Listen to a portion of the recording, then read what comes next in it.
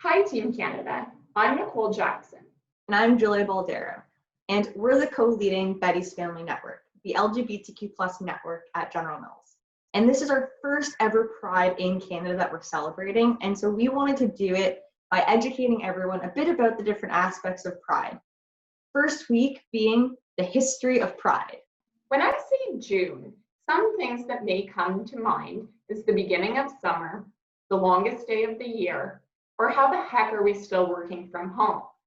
Others may be thinking about the vibrant colored waving flags, parades, or the amazing marketing campaigns that come out in support of Pride. Pride takes place during the month of June in Canada and around the world. It is about supporting people, it's about recognizing our history, it's about acceptance, and it's about celebration. However, this isn't the case everywhere, and this hasn't been the case forever. We've come a long way, and Julia and I are about to dive into the history and take a look of where we've been and the progress that we've made. In 1969, it was still a criminal act to be gay in the US and even Canada. People would go to work and be in their families and appear straight out of fear of being arrested. And then they would go to gay bars that were there as a safe haven for those to be themselves and be authentic in who they were. But the problem is these bars weren't always as safe as they were supposed to be. The police would conduct weekly raids at LGBTQ plus bars and arrest anybody who appeared gay or kissing people of the same gender or for just being there because they were assumed to be gay.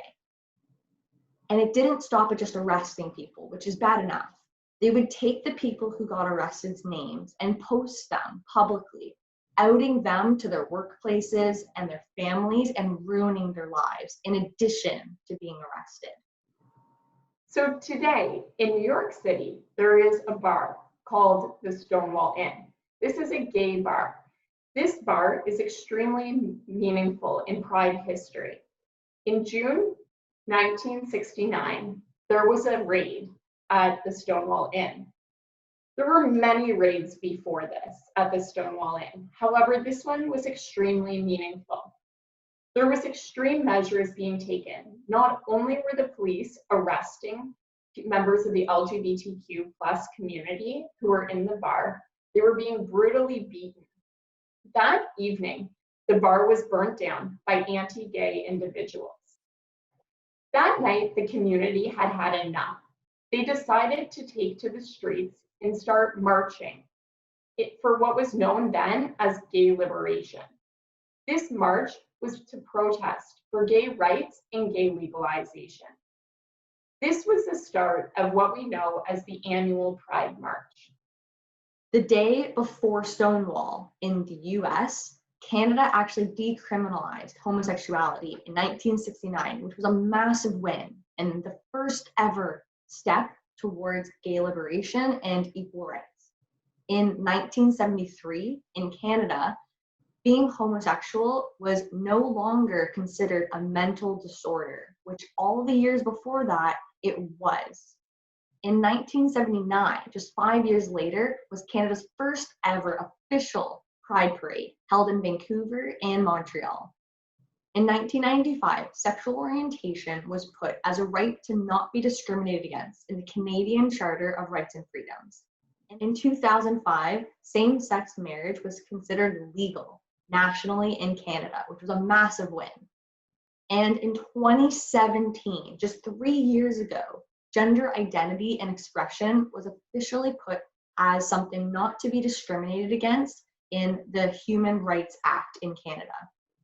Before this, people who were transgender or non-binary could still be fired from their jobs. Now it's 2020, and we must think that after all these years, from when Canada decriminalized homosexuality in 1969, we must have everything legal and have all the rights.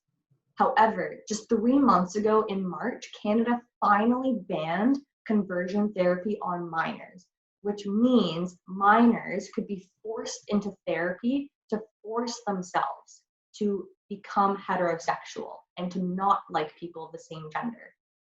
There's still a long way to go, and this is why Pride is such an important time, especially in Canada, to reflect upon the people who came before us and all of the obstacles they faced in order to achieve all of these rights and freedoms for the LGBTQ plus community. Of progress has been made in Canada, in the United States, in many other places around the world. There's still countries where being gay is illegal and you don't feel safe being out and being who you are. That is the reason why we need to continue to fight for equality, not just for ourselves, but for others. Thanks for joining our first Betty's Family vlog. Join in next week when we talk about the LGBTQ plus community.